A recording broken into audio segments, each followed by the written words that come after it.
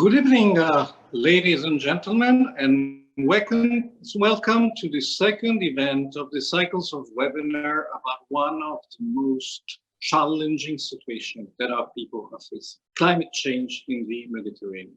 Tonight, we will specifically be tackling the issue of energy.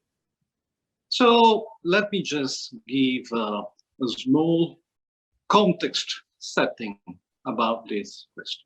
Climate change in the Mediterranean, first and foremost.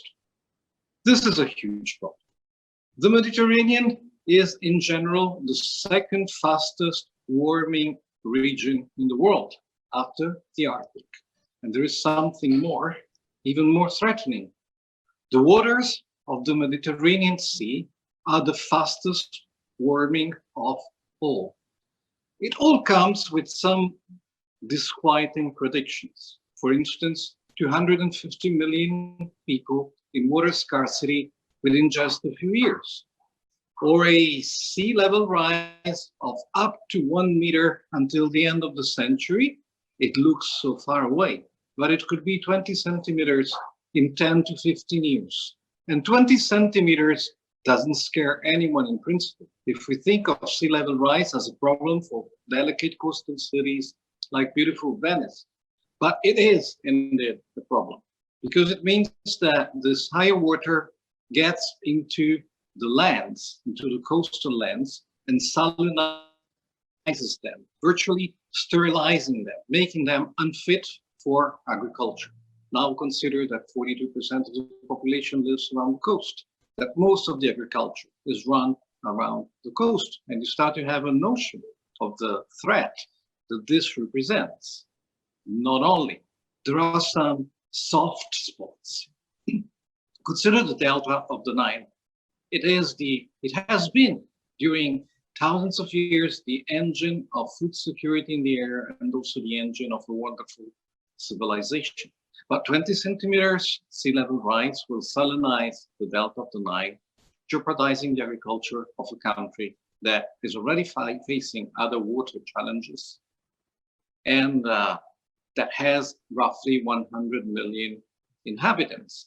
But still, it would be a mistake to cope with it as though it was a collection of impacts. What is at stake is the mere identity and sets of interest of the region. If you look at our very special region, you see that it has been the cradle of many civilizations. This is because the most important revolution in human history, which is not the Industrial Revolution, it is the agricultural revolution that happened roughly 10,000 years ago after the end of the last ice age, happened here because we benefit of a very favorable climate. What happens? The presence of this large enclosed mass of water stabilizes climate and makes it more predictable. And if climate is predictable, the conditions are there to start planning the use of our lands. Before that, before the agricultural revolution, we were just passive users of the ecosystem.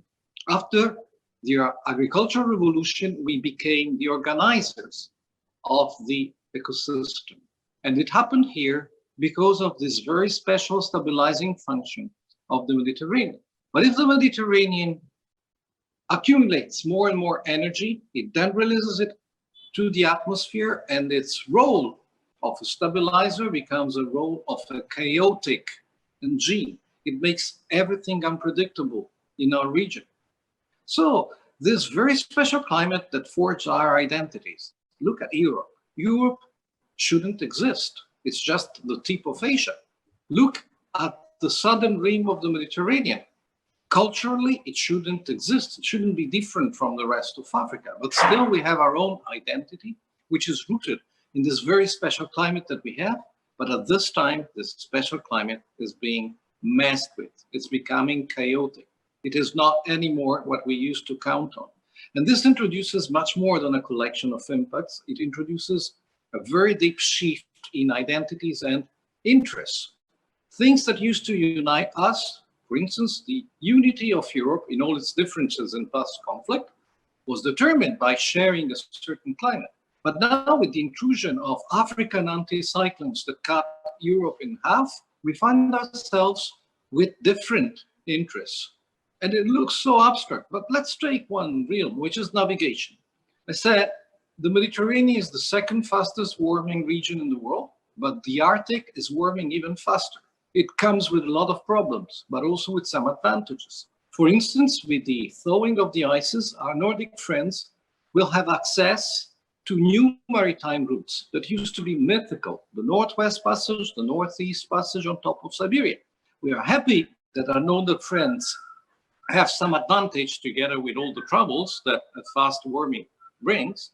But if the Northeast Passage becomes viable, it means that the Suez Canal has no more value, that all the port infrastructure in the Mediterranean Sea that is now hosting 22% of world maritime commerce isn't worth very much. On the other hand, this climate that is changing is uniting us in ways that are unprecedented. Take a sector, forestry and agriculture. South Rim of the Mediterranean and North Rim of the Mediterranean in the last 10 years started cooperating spontaneously more and more. And this is not only because these sectors are aware of ecosystem challenges. It is also because species which are vital and productive on the South Stream now will be the ones that can save the agriculture of the North Stream in the future. So if this huge shift in interests, identities, perception is not integrated by policy, it might become an engine of conflict. But if we understand what is happening, it might work as an engine of peace. In all this, energy plays a crucial role. Much more than one of the solutions, it is one of the pillars of the solutions. Together with climate change, we are facing other problems. We are facing a huge asymmetry in the Mediterranean in terms of those who can and those who can't. I can describe it in terms of international commerce. Of all international commerce around the Mediterranean, 90% takes place among North Stream states, 9% between the North and the South, and only 1% among South Stream states. It shows you how in our community there are asymmetries that have to be coped with. Together with that, we need fair development and we need a quick recovery after the pandemics. In all of this, energy can not only play a role, it's absolutely instrumental. There is no recovery without fair and sustainable access to energy. There is no coping with climate change if we do not cope in a rational way with our energy challenges. There is no health without a fair access to climate change, and there are lots of problems to solve. I would say that one solution on which I'm sure that our keynote guest can give us some light is interconnection. Maybe after Mr. Harabi speaks, I will give some consideration by my institution, which is the Union for the Mediterranean, about interconnection. For us, interconnection is the solution. But this being said, I would like to give the floor to our main speaker, Mr. Harabi, and I would also like to ask him to introduce himself, although very well known, he can do a much better job than I in describing all his numerous competences and tasks. Thank you, Mr. Harabi. The floor is yours. D'accord. Merci beaucoup, Monsieur Mastrogeni. Thank you very much, Mr. Mastrogeni. My name is Harabi Montes. I studied electrical engineer at the Polytechnic University of Kharkov. And I did my dissertation in 1997 on I started as a young engineer in the National Company of Electricity and Gas. And I have contributed to the construction of powerhouses, up to 5 powerhouses as head of project. And I'm the director of the production of electricity at a national level. Afterwards, I started working on renewables. And I've been the director of the renewable energy and also State Energy Renewables, the company. And then at the end, I'm the Chairman, Director General of SET. SET is a company, the National Electricity and Gas Company in Tunisia, a single electricity and gas operator in the country. So I have chaired as well the LOBA for 4 years, Waters for 3 years, and I've also been the chairman of the Renewable Energy Committee in the Arab countries, and I have also represented Arab countries in the Arab League in the Experts Committee, and I've also chaired the the Maghrebian, that is North African countries, COMELEC, and the deputy chairman of electricity companies in Africa, in North Africa. So, Mr. Mastrogeni, thank you very much for your opening words. And if you'll allow me, I'm going to go straight to my presentation, to my discourse, to my speech. Thank you very much, Mr. Mastrogeni, for your opening words. I want to thank warmly the IEMed for their invitation to this Med Dialogue Plus 2030, and specifically the Caixa Foundation, and for having invited me to this session, whose topic is dear to me. Effectively, to accelerate or speed up the energy transition in the southeastern Mediterranean region becomes an urgent matter if we want to change the current trends, improve energy security, and attain the goals to mitigate climate change and also to avoid the terrible effects on our environment. For my presentation, I'm going to use the data of the Mediterranean Energy Observatory, the OME.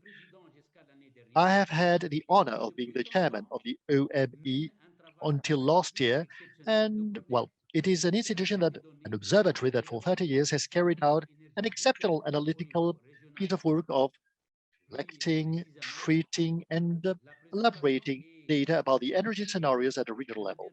More specifically, the presentation comes from the latest edition of the OME's report, Mediterranean Energy Perspective, the MEP. This is the 7th edition. It is the 7th edition ever since its first publication back in 2009.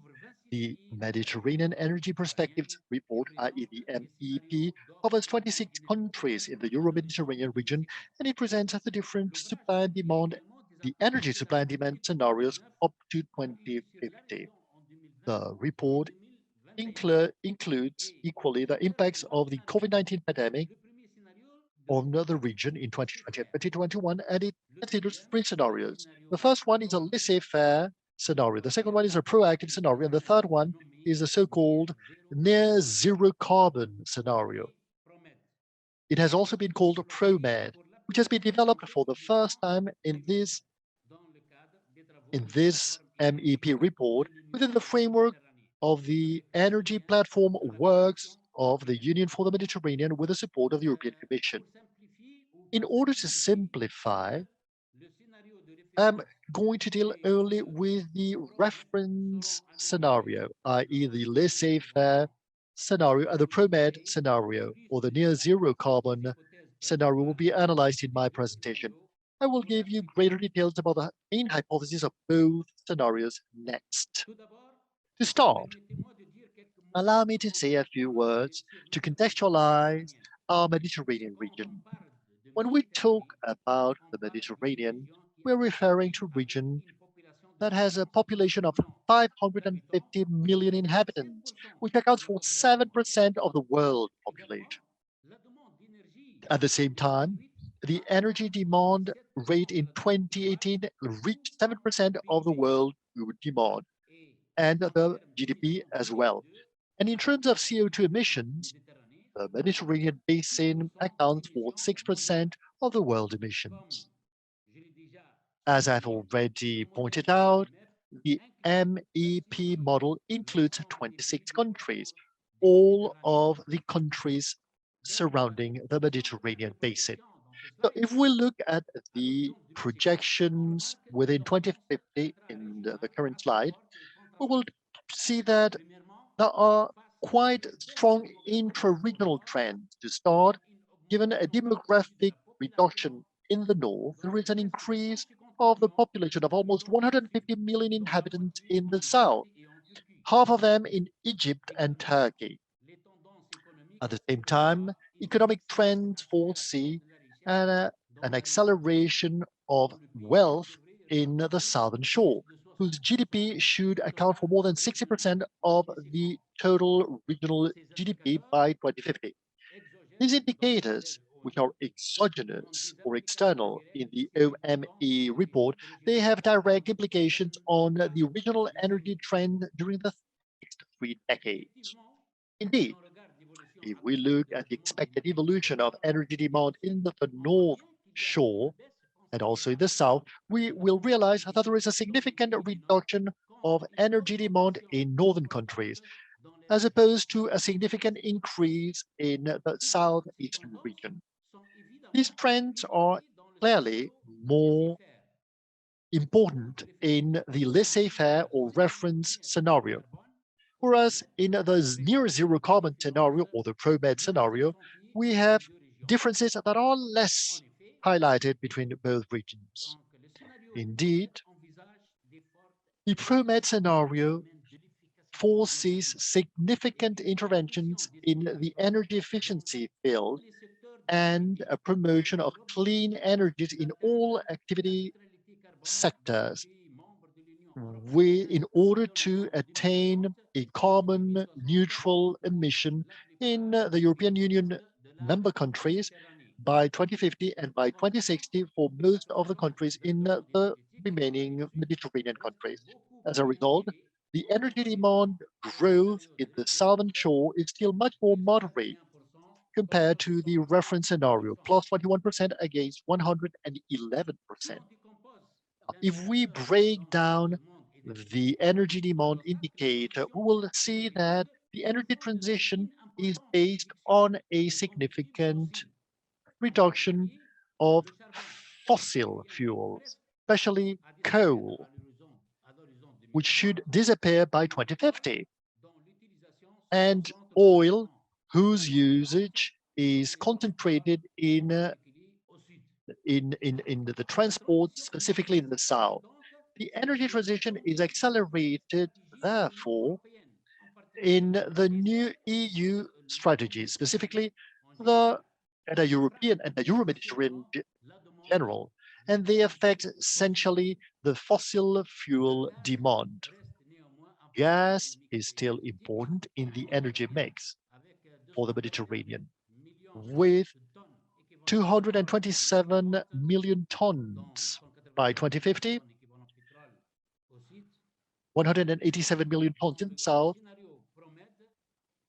and in the ProMed scenario, which has a significant, it includes a significant percentage of green gas. And I'll come back to this point later. In order to analyze better the implications of an energy transition with regards to greenhouse effect gases emission, this graph shows us the evolution of the energy mix with CO2 trends projected in the north and in the south of the Mediterranean. As we can see, the evolution of CO2 emissions is interesting in both regions. It is quite significant in both regions. In the north, more than 700 million tons of CO2 would be saved during the period 2018-2050 compared to the reference scenario, whereas the cumulative saving in the south would be 1.2 billion tons. This is explained by the strong reduction of fossil fuels, especially coal. I mean, the coal would have disappeared from the north of on the northern shore, except for the Balkan countries, where a minor part would still be used in the production of electricity, 2.4 million in 2050, and it would be significantly reduced in the south with a residual industrial usage in Turkey, 6.7 million tons.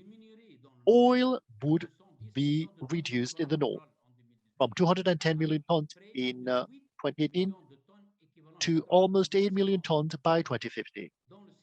In the south, it would go from 160 to almost 90 million tons of oil, with a significant consumption for transport, 60 million tons by 2050. A reduction of 60% has been foreseen in terms of gas consumption in the north, from 138 to 54 million tons, whereas an increase of 13 million tons is expected in the south. Natural gas being considered as a bridge to coach for this energy transition for the substitution of the most polluting sources. With regards to the carbon neutral technologies, nuclear energy would be reduced in the north according to the progressive elimination policies in Europe. Specifically, Spain forces to dismantle fully its nuclear powerhouses by 2030, and France has announced the closing of 14 reactors by 2035. On the opposite side, a nuclear capacity should be developed in the southern shore, Egypt, for example, Morocco and Jordan. And Turkey have announced their interest in exploring this technology in order to diversify their energy mix. However, the most important change is the technology for renewable.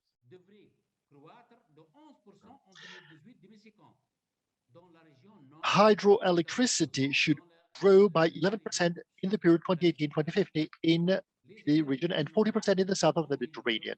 Renewables that are non-hydroelectric would go from 73 million tons to 230 million tons equivalent, oil equivalent in the north. In other words, 3 times, and from 23 oil equivalent million tons to 149 in the south. In other words, an increase of 5.5 times. By 2050, we believe that the impacts of the serious health crisis we're still in the very midst of since last year will have been absorbed. However, the effect on demand has been quite significant, with a 10% reduction in the north and a 7% reduction in the south. More than a financial crisis in the past, and that's what we've been able to observe in terms of global trend. If we analyze in greater detail the impact of the pandemic, of the COVID-19 pandemic, on the different energy fields, we will see that the only sector that has shown resilience has been the renewable energy sector. Nuclear energy is the one that has been most affected. In spite of it all, this reduction, specifically in the fossil fuels consumption, may be just temporary, especially if it is not accompanied by a drastic transformation of the main economic industries, the main economic sectors, towards a wider development of clean energy, specifically in the transport industry. The COVID-19 crisis could accelerate the energy transition, renewables being the main stepping stone for the struggle against climate change. Consumption reductions of fossil fuels due to the pandemic could be just temporary because there are no structural changes in the economic system, in the transport systems, and in the energy systems due to COVID-19. oil and coal will remain at prices historically very low. And if this is so, there is an enormous risk that the energy production economy starts again to favor fossil fuels rather than renewable sources of energy. Even if COVID-19 should imply sustainable changes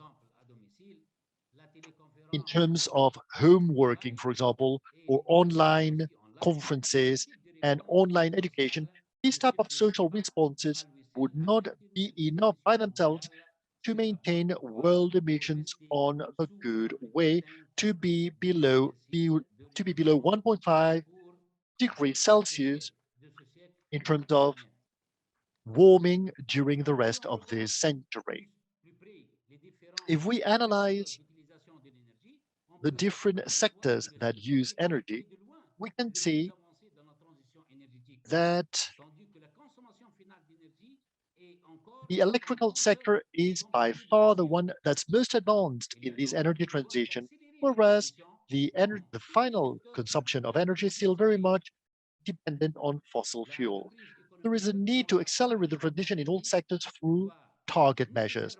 Economic recovery during the post-COVID phase needs to be necessarily accompanied by a strong care for the energy efficiency field and the deployment of clean energies beyond the electrical sector.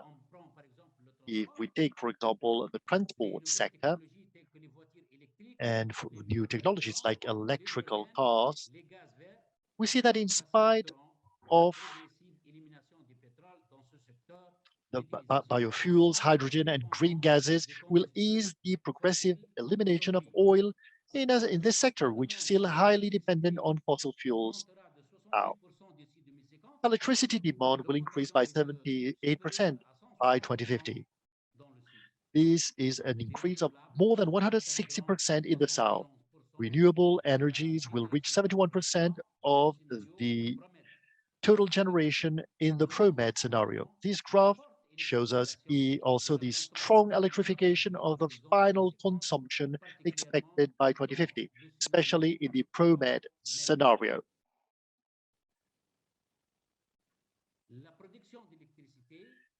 Electricity production in the Mediterranean area is closer to full decarbonization. The ProMed scenario brings us to a drastic redefinition of the electricity production mix, especially in the southern shore Mediterranean countries and the eastern shore Mediterranean countries. Renewable technologies account for 90% of the production mix in the northern Mediterranean and more than 70% in the southern shore.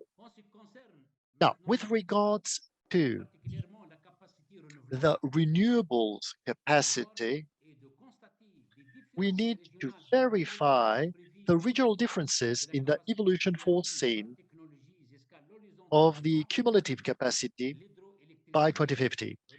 Hydroelectricity would account for 15% of the total capacity of electricity production, renewable electricity production in the north, and 10% in the south. The net increase of the capacity would be of about 10 gigawatts in the north and 9 gigawatts in the south, with an increase of 162 gigawatts in the north and 167 gigawatts in the south. And this is linked to solar energy, photovoltaic energy, which would cover almost 40% of the renewable energy capacity in both regions. Wind energy should also attain 251 gigawatts in the north, with a net increase of almost 178 gigawatts in 30 years. It should reach 182 gigawatts in the south, with a net increase of 168 gigawatts, which is equivalent to an average annual increase of 5.6 gigawatts per year during the next 30 years. Another significant growth is also expected with regards to the concentrated solar power, i.e. CSP, specifically in the southern region, the southern Mediterranean region, where its capacity should almost reach 48 gigawatts, with a radical change compared to the current levels. In the north, the increase would be equally significant, with a net increase of 21 gigawatts with regards to the current level. Other renewable sources, tides, waves, and the ocean would start accounting for a significant part of the electricity capacity in the north, with more than 3 gigawatts foreseen by 2050, but not yet in the south. Bioenergy and geothermal energy would complete the renewable electricity mix, covering 2% in the north and in the south, including biomass and waste, and 0.4% in the north and 1% in the south in terms of geothermal energy. We expect that these technologies will play a crucial role,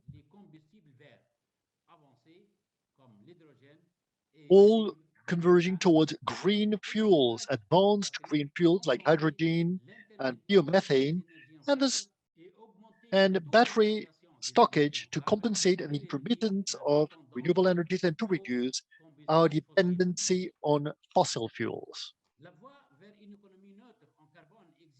The way towards a carbon neutral economy demands a joint action in different strategic fields.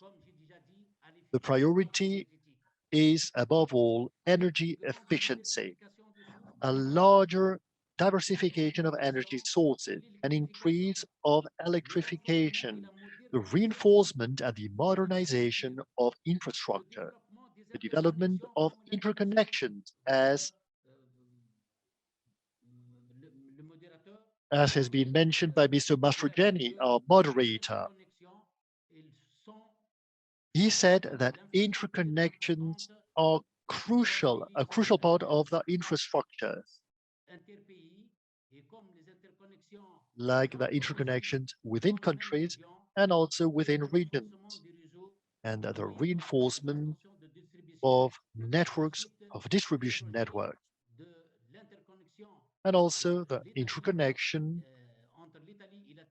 between Italy and Tunisia, which is making headway.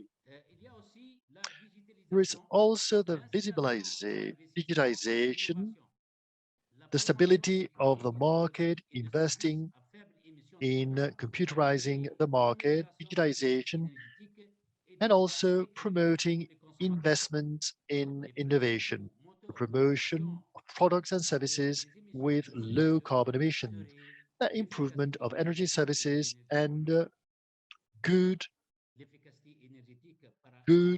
options for consumers. The electrification, for example, in order to reduce our dependency on fossil fuels could account for 49% of the difference between the CO2 emissions and the reference scenario by 2050. Renewable energies would substitute the use of fossil fuels, specifically in the production of electricity, and that would contribute to the reduction of CO2 emissions by 39% approximately. However, these two factors would not be enough by themselves to reach our goal, because part of the use of fossil fuels is not actually, cannot be delocated.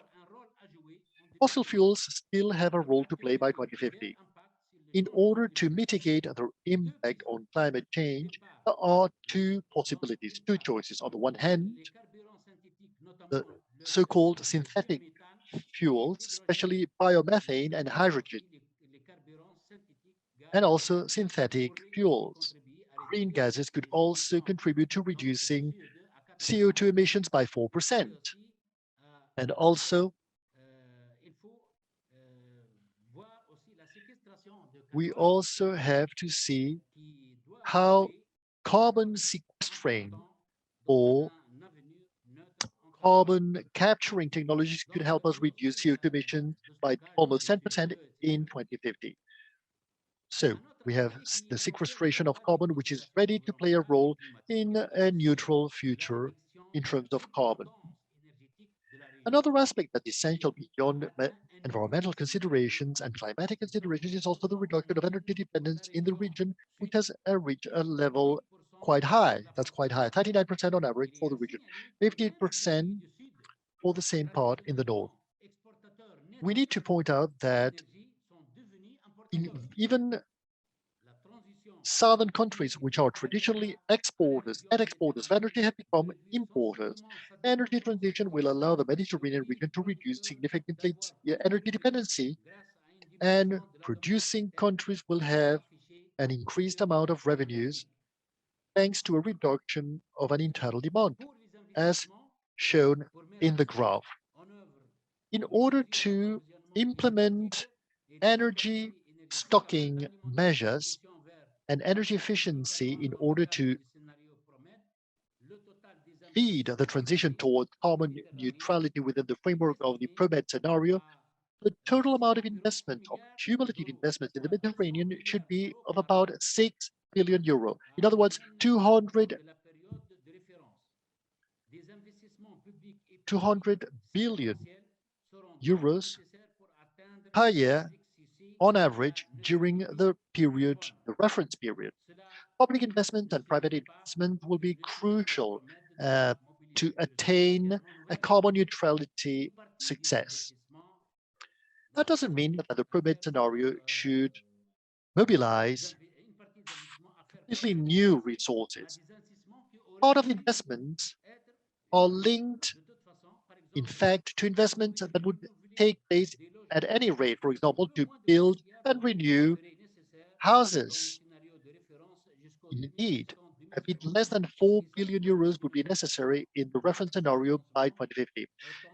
We are talking, therefore, about a net increase of funding rather than a reassignment of funding sources, which are currently unfavorable to carbon neutrality, to take them towards favorable investment. For example, investments that would be devoted to investing in electrical cars would not imply additional costs with regards to a fleet only composed by thermal vehicles.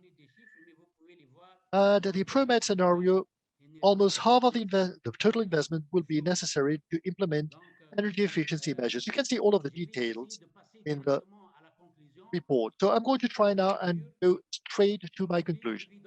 To conclude, it is clear that the current policies in the reference scenario will not allow us to reduce significantly the energy demand, which is still very much dependent on fossil fuels, and therefore we will not be able to reduce significantly greenhouse gases at a regional scale. In addition to the climate risk, there are different challenges to be discussed, especially the energy dependence on the region and the limitations that they currently exercise over the region. To recover from COVID, to avoid future serious shocks produced by the climate crisis, they do not represent contradictory interests, but rather an adaptation strategy that is mutually reinforced to assure the economic recovery short-term and to build up the economies and systems, the health systems, be resilient long-term. The COVID crisis seems to highlight the implementation of clean technologies and the support to projects that have climate resilience as a target.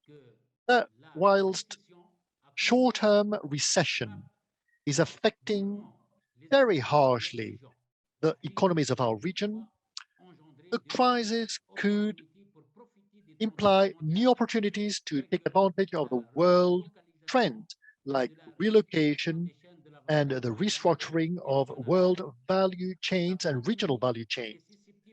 The pandemic is prone to increasing consumer demand and the consumption of enterprises in favor of closer productions that are more sustainable and more inclusive. Regional cooperation and industrial cooperation could play a very significant role, acting as drivers, especially through the OME, to facilitate an optimized and well-orchestrated energy transition. The Green Pact, on the other hand, for Europe, represents doubtlessly a source of inspiration for neighboring countries. But in our opinion, only a Euro-Mediterranean Green Compact could actually promote the necessary change with solid regional cooperation that's at the height of our ambitions to support an energy transition that's fair and efficient, the exchange of good practices and know-how. All of the technologies and policies will be equally necessary to reduce efficiently CO2 emissions. Finally, we would like to congratulate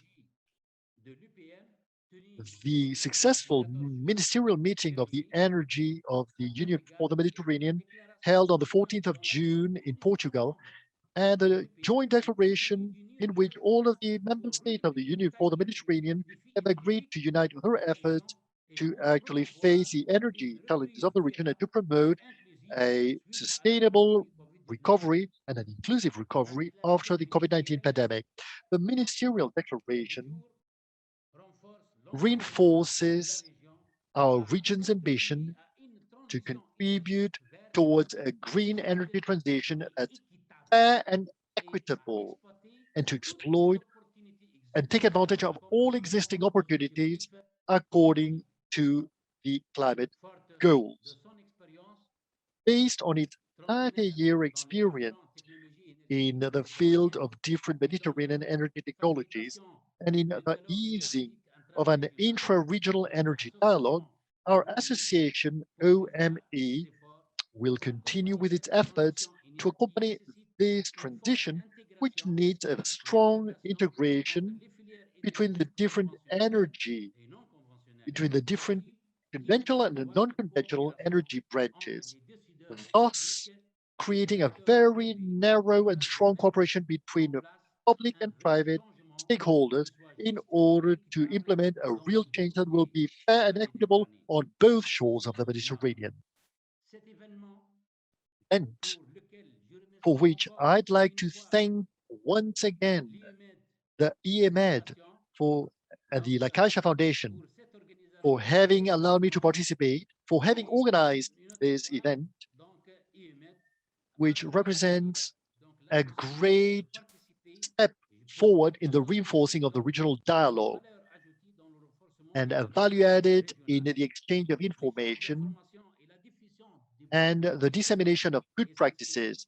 And it is very well framed within what has been asked by the recent ministerial declaration on energy. Finally, I'd like to thank you all for your attention, and I will be delighted to answer any questions you may have for me. Mr. Mastrogianni, thank you very much indeed, and I give you back the floor. Merci beaucoup, Monsieur Arabi. Thank you very much also for ending on the note of the energy declaration that was adopted this Monday in Lisbon. It is an ambitious declaration, and OME has been central in handling it because it was negotiated in a strange way. Instead of putting states together to talk at the beginning, the first draft was conceived by a group of experts that was coordinated by OME, of very high-level experts. But I want to review you something about this declaration. You know, this declaration was born after various years in which we tried to put together the very different interests of states around the Mediterranean out of two conversations. One with the International Energy Agency, in which we told ourselves, you know, this is a magical time. Because before, any improvement for society, for climate, for environment, was against the market. Now the market has understood that it helps the market is not kind of burden that is unavoidable, but just depresses competitivity. It really helps the whole sector be better and even make more money. So this was one conversation. The other conversation was with the European Commission. We all know that the European Commission is ambitious in reaching a net zero target in a very short time. And we had this discussion trying to put together the interests of all the stakeholders around the Mediterranean, some of which do rely a lot for their development onto energies that are transition energies and not considered totally compliant with the horizon.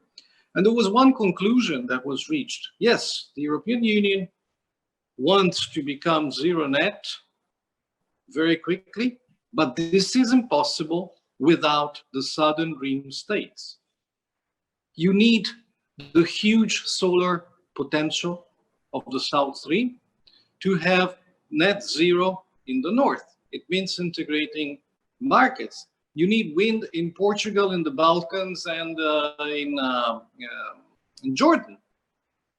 Europe on its own cannot do it. So I would like to leave you on this note, maybe if you want to comment on this little revelation of what's behind this new declaration, the idea that we all need each other and that market innovation is not something that has to suffer. Monsieur Mastrogeni. Oui, vous avez complètement raison et nous sommes tout à fait d'accord. Et par cette occasion, permettez-moi de vraiment, réellement féliciter et remercier donc l'Union, la Commission européenne et aussi l'Union pour la Méditerranée et les autres organisations et associations qui jouent un rôle important. C'est ça, vous avez bien donc donné les axes de la déclaration, mais on doit œuvrer ensemble pour l'intérêt commun. Thank you very much. I now give the floor to the, how would I say, the obscure, not seen moderators who are collecting questions from the public for Mr. Harabi. And if they can please convey those questions. Thank you very much to both of you for your insightful comments and this compelling presentation on the situation of the energy transition in the southern and eastern Mediterranean basin. So let's start now with the questions and answer section, as we have received very interesting questions from the public through the live chat. I will be posing one question so the guest speaker and the moderator have enough time to answer it in a proper and timely manner. And then I will be asking the next one once you have finished your answer. So the first question goes to both of you, Monsieur Harabi and Monsieur Mastrogeni. And it says like this: it is often argued that the goals of the Paris Agreement will not be reached by the renewable energies alone, and that nuclear energy offers a carbon neutral solution that cannot be ignored. There is recently a push to build nuclear plants in Turkey, Jordan, and Egypt. How do you see and assess this situation? This is our first question from the public. Thank you very much. Okay, I will take it first because my part is brief. I would leave to Mr. Harabi, who's more knowledgeable than me on the part on the nuclear, but I would like to take the other. Energy alone cannot be the solution. You know, the whole climate negotiation was revolving around energy simply because we said energy is the cause, so energy must be the solution. But then we understood that a lot, way beyond energy, the solution, which is not only in mitigation, but also a lot in adaptation. Consider, if you don't have adaptation, you don't have mitigation. It's impossible to lower emissions if poorer or more fragile economies get into it because of climate change's impact. So adaptation is part of mitigation. But how do you do adaptation? You do it with energy, but above all, you do it by reviving nature. This month, the United Nations launched the Decade for Ecosystem Restorations. So let's take an example. Water. Water is becoming scarce. There is a technological energy-driven solution, that is, we can drill even deeper holes in the ground to go and get water. And then there is an ecosystem-based solution that says we have to revive the forest because the forest captures water and brings us hydraulic balance. So the big thing is we do have to mix the two things together. Energy is fundamental, but energy alone cannot be the solution. Also because if you burden the energy sector with solving all the climate crisis, it means sending it into an operational shock. The energy sector cannot simply undertake a transformation of 10–12% per year. You need other sectors, especially nature-based sector, to contribute. Now, nuclear, well, nuclear is complicated, and I think that Mr. Harabi has more insight than me.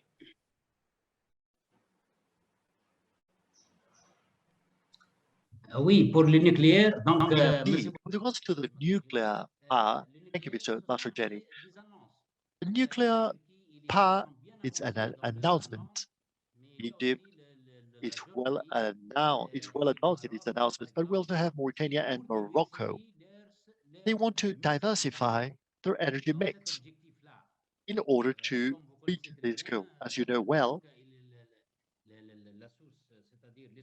the source, energy power, nuclear powerhouses imply a risk. And therefore, we need to analyze in depth the security and environmental sides to it.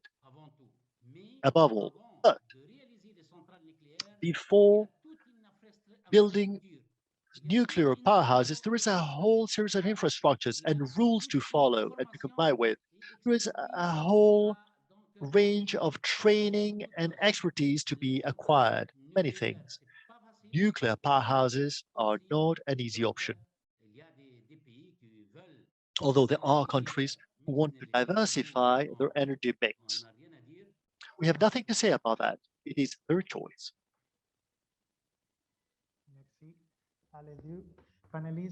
Oui. Thank you. The next question is in French, and it's also addressed to Mr. Harabi. What is the importance of hydrogen production in the energy mix? What are the benefits of hydrogen compared to other renewable energies? Okay, shall I start again? Well, there is a lot of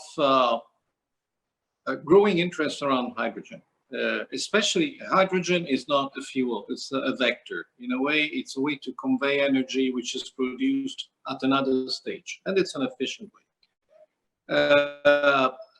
The production of hydrogen in itself could be very energy intensive, and so you solve nothing if you have to spend a lot of energy polluting to produce a vector which is non-polluting. But there is one thing that really gives a role to the south, and that can be very important in rebalancing economic dynamics overall. That is, you can produce totally clean hydrogen using solar power to split water.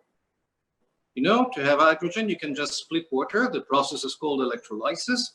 It takes a lot of energy, but if you have a lot of that energy free from the sun in some places, and you don't even have to distribute it around very complicated grids, you just use it there to produce hydrogen, then you do something very important. And it's very important for the European Union because this, the hydrogen solves the most difficult part of the equation to solve. When you want to become net zero, you have some part of the energy which is connected to the grid and delivered through the grid. But then there is another part of energy use that has got nothing to do with the grid, like transports. You cannot become net zero if you don't also take care of this part, not connected to the grid. You need to have trains going, you need to have cars going, and this kind of things. And this clean hydrogen, which is called green hydrogen, is absolutely fundamental. Now, there is still some progress to have it economically and technically viable, but it's going fast. And in this case, let me say bravo to Germany. Germany saw it arriving before many others. And now they're investing a very important quantity of money in developing hydrogen inside. But what is really interesting, they're investing around 12 billion euros. But what's really interesting is that almost half of them have been given to GIZ, which is their development cooperation agency, just to say just to do what I've said. We want hydrogen, we have to have a cooperation with those places where the sun is. If we do that, not only we produce hydrogen, but also we produce a more just and peaceful economy.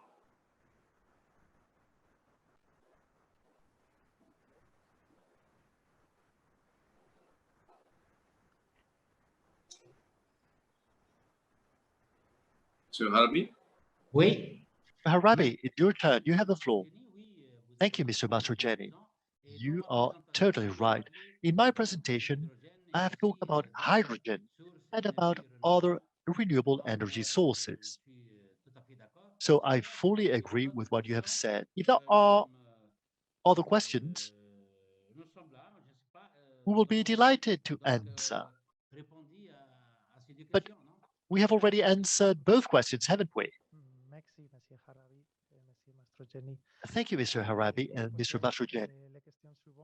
Okay, the following question is in French too. The energy efficiency. Please, could you speak up because I can't hear you? Yes. Sorry about that. The energy efficiency aspect tends to be ignored when we think about the means to carry out the energy transition. How do you see this? I mentioned, what are the measures that should be undertaken in a country like Tunisia? Is this a priority? Thank you. Oui, tout à fait. Yes, absolutely. As I've already said, energy efficiency is the first and most important priority. It's the main axis in the preservation of our natural environment and the reduction of greenhouse effect gases, but also for the economy, for the saving of energies.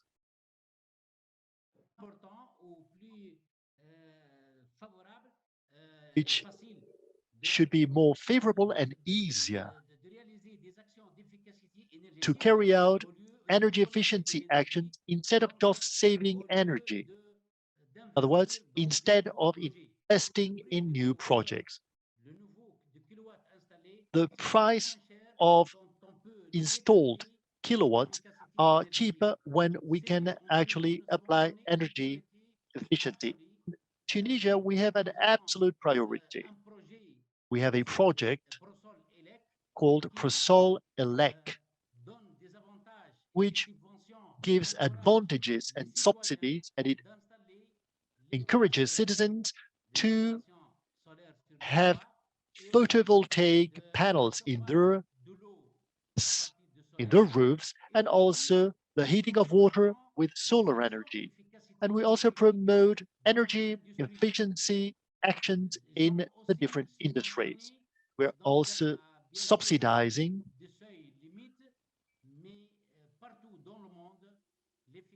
and all over the world, energy transition is a very significant source that we need to take advantage of.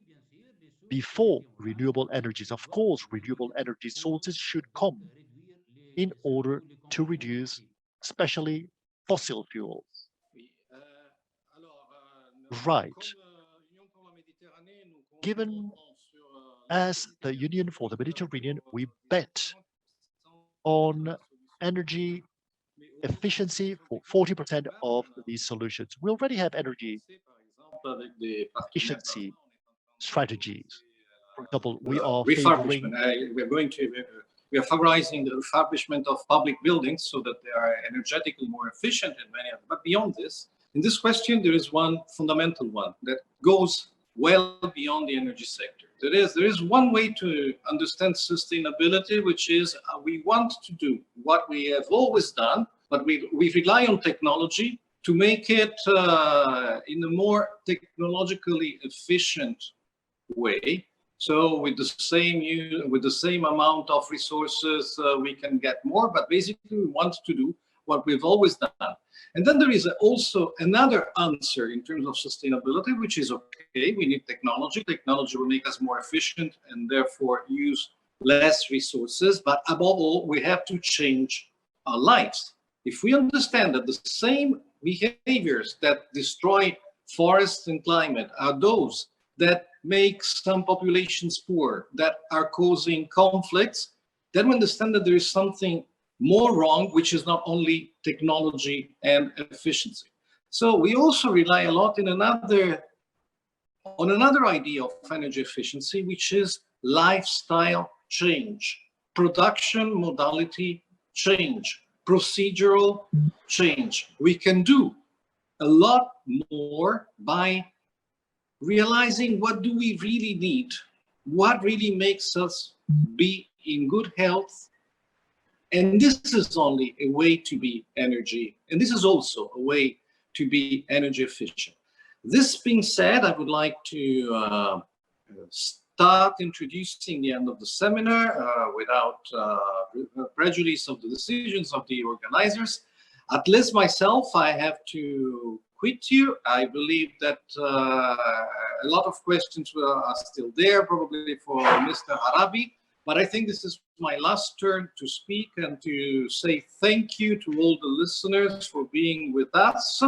The webinar can continue, but personally, I will have to say you goodbye. I am on a mission abroad, but I have been very happy to be here with you. And let me compliment the organizers, Med Dialogues and the sponsors for this fantastic initiative of bringing the public closer to policy through this series of webinars on climate change, which is once more the most crucial issue that our region is facing. So without prejudice of the follow-up of this seminar, which might continue with Mr. Harabi if he's available, let me say goodbye to you and thank you so much for listening. Merci beaucoup, Monsieur Mastrogini. Donc, thank you, Mr. Mastrogini. Well, as Deputy Secretary General, I'd like to thank you and congratulate you on behalf of the Union for the mission.